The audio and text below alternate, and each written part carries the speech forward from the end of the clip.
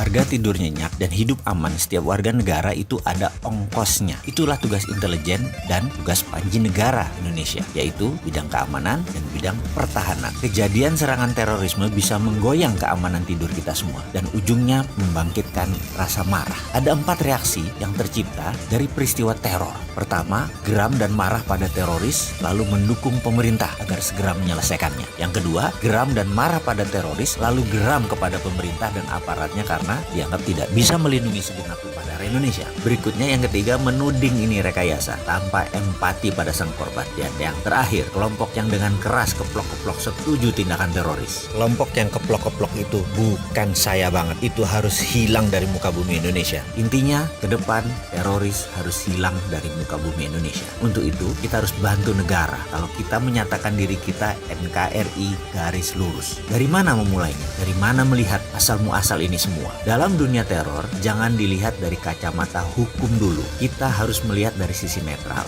Begini melihatnya, yang selalu kita mulai dengan pertanyaan, mengapa dan untuk apa teror itu dilakukan? Dalam pelajaran dasar di akademi, tujuan teror adalah membangun instabilitas di sebuah wilayah sebelum nanti ditaklukkan. Kemudian, ketika ketidakstabilan tercipta, maka diharapkan membentuk ketidakpercayaan. Begitu ketidakpercayaan terbangun, maka akan menimbulkan gerakan lebih besar lagi di mana pemerintahan biasanya yang saat ini berkuasa atau incumbent terguling. Jadi teror adalah act of war atau tindakan teror adalah perbuatan perang. Kita harus melihat teror dari sisi perang atau war tools. Sekali lagi, teror adalah strategi perang, bukan kriminal biasa, juga bukan kriminal berat. Teror itu bukan tindakan kriminal. Perang itu kejahatan di atas kriminal atau kejahatan luar biasa atau extraordinary crime atau bahasa sekolahnya adalah hideous crime, kejahatan yang mengerikan. Selama melihat teror dengan kacamata pro justisia, maka teror di Indonesia tidak bisa selesai dengan cepat, akan memakan waktu lama. Oke, untuk itu sebentar saya akan menjelaskan untuk hal ini. Jadi, undang-undang anti teror yang akan diterbitkan oleh DPR atau Perpu pemerintah, pastikan pendekatannya adalah extraordinary crime dan tidak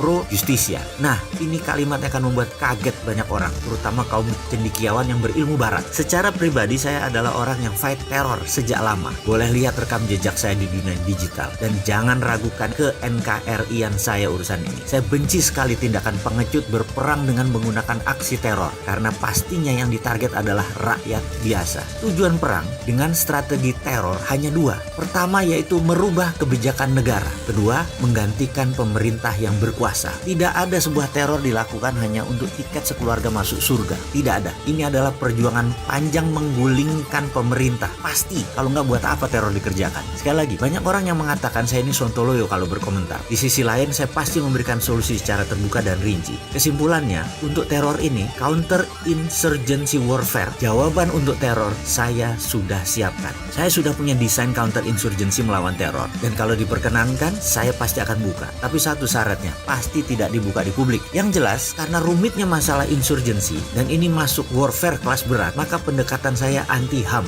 Ya lagi, bagi orang seperti saya, HAM itu sengaja dipasang untuk melemahkan pertahanan sebuah negara. Padahal di negara yang katanya pendukung HAM, yaitu Amerika, undang-undang mereka terhadap terorisme sangat anti-HAM banget. Penggiat HAM pasti menganggap counter insurgency yang saya usulkan ini tidak layak. Kita yang melihat dari kacamata war itu juga dianggap salah. Tapi izinkan saya berargumen dan bertanya, tinggi mana human right dengan nation right? Pendekatan keilmuan dan keterampilan saya adalah nation right. Jadi saya pasti memenangkan nation right. Sekali lagi, yuk kita bangun keamanan dan pertahanan negara berdasarkan nation right.